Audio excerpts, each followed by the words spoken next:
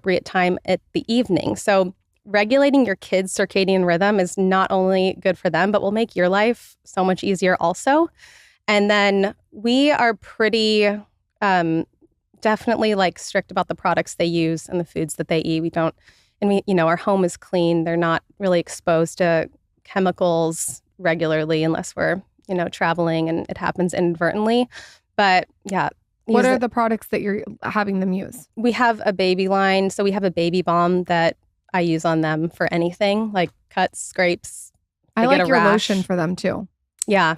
Yeah. The tallow in a lot of our products is just so healing, and it's an ingredient that it has nutrients that plant-based ingredients just don't have in anywhere near the same concentrations.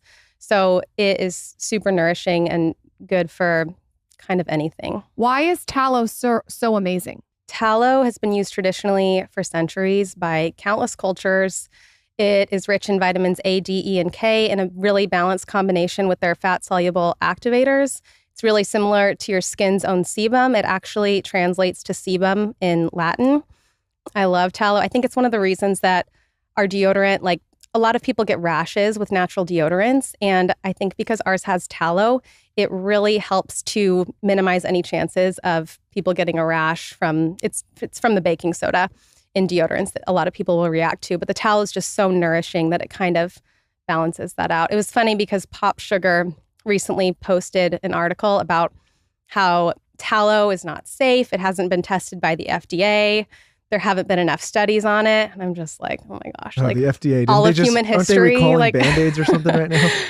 Are they? I don't know. Who knows? They're recalling Band-Aids? I have a healthy Band-Aid. It's a non-toxic Band-Aid. Okay. What is it? It's called Patch. You got to understand though, as my it friend relates just sent it to me. to the FDA, everything that gets recalled was once approved by the FDA. And then because you get I think you just got, people have to be their own gurus. They have to be mindful of this stuff. I think if the last 4 years have not demonstrated that people should use some other thoughts outside of what the government thinks you should do. Yeah, you have to be your own advocate and do your own research. One thing that I feel like needs to be talked about more, and you have this in your line, is candles. People like candles all the time. I love candles for ambiance, but there are so many gnarly things in candles. And I know this because when I had Zaza, I noticed when she was like a month old, she was coughing, like a deep cough. And it was from the candles that we were lighting. And it was like a big brand of candles.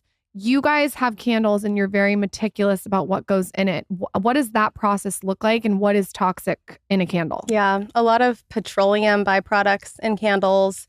I mean, just heavily scented with fragrance, like so much fragrance. Such a bummer. Yeah, and we only use essential oils in ours, which is very rare, I will say, we have to use quite a bit of essential oils in order for it to still be fragrant. But yeah, I love using our candles. You can actually smell them and they're a nice alternative. You know what's so strange? And this has only happened to me in the last year or two, maybe both of you in this room will get this. As soon as I started eliminating scented products from our lives, like most scented products, candles, cleaning supplies, colognes, perfume, whatever.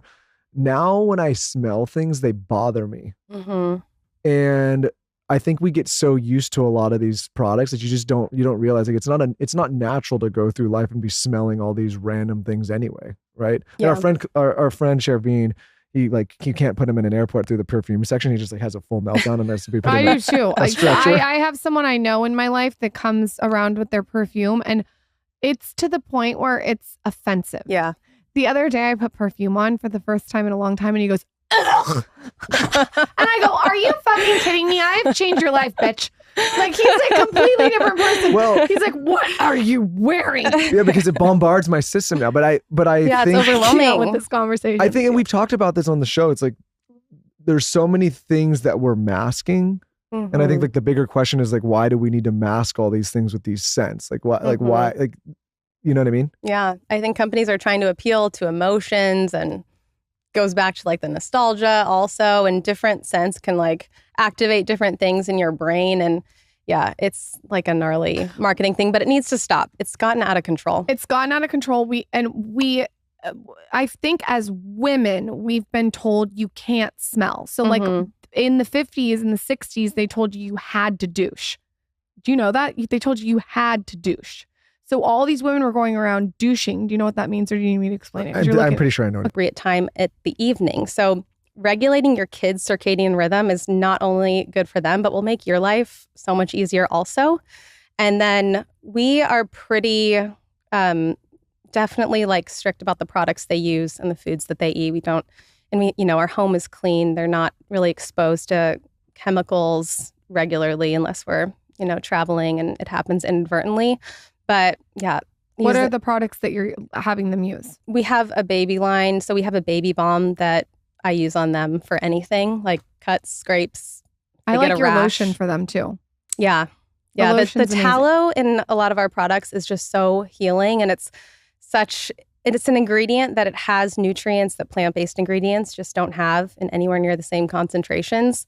So it is super nourishing and good for kind of anything. Why is tallow so amazing? Tallow has been used